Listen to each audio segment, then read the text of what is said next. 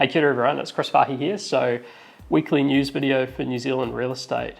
First question, whereabouts am I? So I'm actually at Elizabeth Towers in Tauranga Central. And so this is the huge development above Farmers, right in the heart of the city. Currently sitting in apartment 703. And so this is a 2-bedroom, 2-bathroom home. Beautiful, really nice palette throughout, nice finishes, and 100% the largest common residence, like lounge, open area I've ever seen in an apartment building in New Zealand. So well worth checking out. So if you want to learn more about this apartment or any of the other homes that's available for sale here, get in contact with the Bayleys Residential Projects team by jumping on our website or the link in the description. Now getting into the news this week, right, so we've had a couple of interesting stats come out.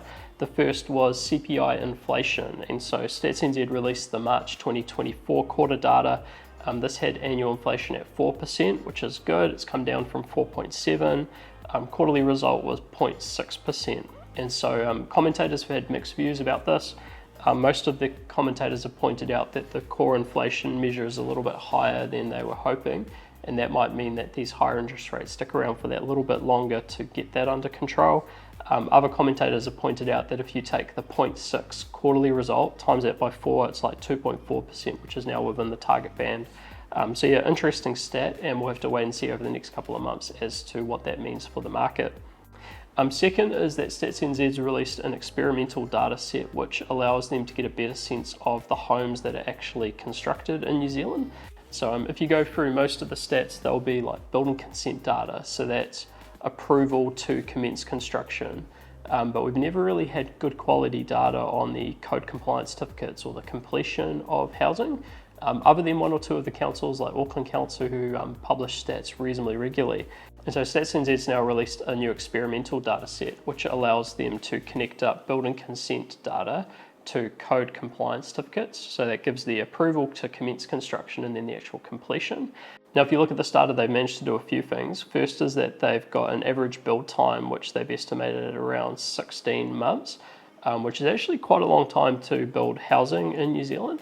The second stat was that if you look at the difference between building consent numbers and the actual completions, just in rough calcs, they're sitting at around 80%. So that means that for every 10 building consents, there seems to be around 8 of them actually get completed. So yeah, really interesting data set, and cool to see that type of information finally available at a much larger scale than what we've seen previously. And so next up, MBIE, so one of the government agencies, has released a guide for commercial tenants around how to manage seismic risk. And this has always been an area of greyness for a lot of tenants, because if they get a building that they're occupying and they're leasing that comes in with a lower seismic score, it can be hard for them to make decisions because it becomes a real grey area with things like health and safety and that type of thing. So yeah, the guidance has come out. It's quite a long technical note. A couple of the things that we spotted in there. First was that there's a suggestion that because major earthquakes are a really low risk event, the risk associated with seismic should be viewed in that context. The second is that seismic risk is always going to be a thing around New Zealand, so you can take steps to mitigate it or manage it, but you can't eliminate the risk. And then the third thing that they've sort of focused in on is that by occupying higher resilience buildings, that might give your business a competitive advantage if there is a seismic event. So yeah, well worth checking out if you're faced with those sorts of issues at the moment. Also useful for landlords to get a sense around how tenants might start to look at these risks as well. Next up, getting into our weekly sales snapshot. So we've got a sample of a couple of auction sales from around New Zealand, powered by the Bayleys auctions team, of course. We're going to go Auckland, Coromandel and Christchurch. And so first up, we've got 87 Bonair, Crescent and Silverdale in Auckland. Headline here was Be Quick, 3 beds, 2 baths, 155 square metres, affordable option in the master planned Millwater community. This was marketed by Blair Cranston and Justin Brassfield from Bayleys Silverdale, sold under the hammer for $965,000. Second is 284 Matapaua Bay Road in Matapaua Bay in Coromandel. Extraordinary beachfront location, 6 bedrooms, 2 bathrooms on 1,755 square metres, 50 metres of beach frontage in a really available bay. Marketed by Linda Bird, Marcus Homes from Bayleys Whitianga. This one sold shortly after the auction for $1.85 million. And then finally down in Christchurch, we've got 43 Jacksons Road in Fendalton, distinguished by design, 4 bedrooms, 2 bathrooms on 660 square metres, open plan living, great school zones. This was marketed by Adam Hazelwood from Bayleys Mirabale, sold under the hammer for 2.155 million. Nice little sample of sales there, so big shout out to the Bayleys auction team for that data. Next up, going offshore, so our global partner Knight Frank, if you went back a week or two ago, they released their UK build to rent market update. And one of the points that they made in there was that there's been a growth in investors targeting single family housing, so like standalone homes and terraces as opposed to apartments. And so they've released a further post that delves into that particular issue and sort of the reasons behind it. And so what they've seen there is basically 2 main things that are driving that shift from multi-family to single family for these big institutional investors.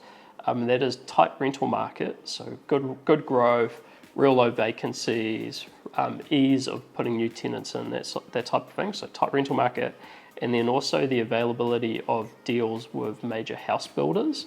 And so things like bulk deals for stock that's under construction or partnership agreements to hook into their future pipeline.